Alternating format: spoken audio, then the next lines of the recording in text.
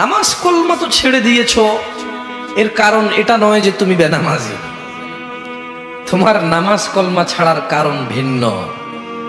তুমি মনে করো আর কি তোমার মন চায় না, তুমি পারো না, তাই তুমি নামাজ পড়ো না। আসলে তোমার তাওহীদে সমস্যা। কোথায় সমস্যা? মানে আল্লাহ, আল্লাহ কে? আল্লাহ তিনি যে তোমার হিসাব নিতে সক্ষম এবং তিনি যে তোমার হিসেব নিবে, তুমি এটা পরিপূর্ণভাবে বিশ্বাস করো না, তাহলে তো তুমি নামাজ পড়তে, তুমি মনে করো আর কি তুমি নামাজ পড়ছো না, তুমি গাফেল। এই জন্য তোমাকে বলেছি আল্লাহকে ভয় করতে হবে। ফর এক্সাম্পল, আল্লাহ নামাজ ফরজ করেছে। কে নামাজ ফরজ করেছে? আল্লাহ। মুয়াজ্জিন আযান দেয়, তুমি নামাজ পড়ো না। তুমি মনে করো তোমার দান সাদাকা তোমাকে উদ্ধার করবে? তোমাকে ভুল শিখিয়েছে। আমি মানুষ, ছোট হতে পারি, শোনো, জোর জবরদস্তি করে কিছু কথা আমাকে শুনিয়েও দিতে পারো, এখান থেকে নামিয়েও দিতে পারো। বলছি না তোমরা নামাবা, বাট এটা পারো। তবে মনে রাখবে, কথা যেটা বলেছিলাম উল্টাতে পারবে না। কেন পারবে না জানো? কারণ এই কথা উল্টানোর জন্য তোমাকে কথা থাকতে হবে।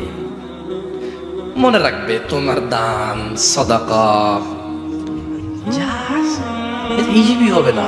তুমি কি মনে করো হিন্দু লোককে আল্লাহ প্রশ্ন করবে কিয়ামতে, এই হিন্দু এতগুলা বুতকে পূজা করছিস, ঠিক আছে বল নামাজ কেন পড়িসনি?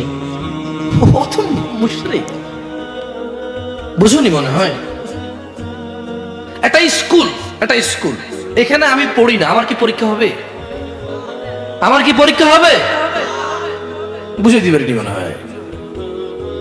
তো যে মুশরিক, তার নামাজ রোজা হজ যাকাতের হিসাব কিসের হিসাব? সে তো অলরেডি এমন অপরাধী যা ক্ষমাযোগ্য নয়, যা কি নয়, ক্ষমাযোগ্য নয়। একজন বেনামাজি মানুষ, সে মনে করে নামাজ না পড়া শুধু নামাজ না পড়া, অথচ আল্লাহর নবী, যে একটু আগে বললাম, আল্লাহ বলেছে যদি তোমরা আল্লাহর ভালোবাসা পেতে চাও তাহলে রাসূলের অনুসরণ করো।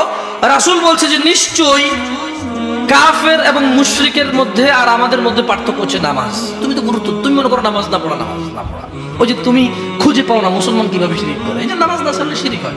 দেখো, আমি অনুবাদক, এখানে যারা বুখারী পড়ায়, মুসলিম পড়ায়, তিরমিজি পড়ায়, হাদিস তারা পেয়েছে না। হানাফি, শাফি, মালিকি, হাম্বলি, তিরমিজি, আবু দাউদ নাম দিয়ে তুমি পরিবর্তন করে গোপন করতে পারো, কিন্তু আছে।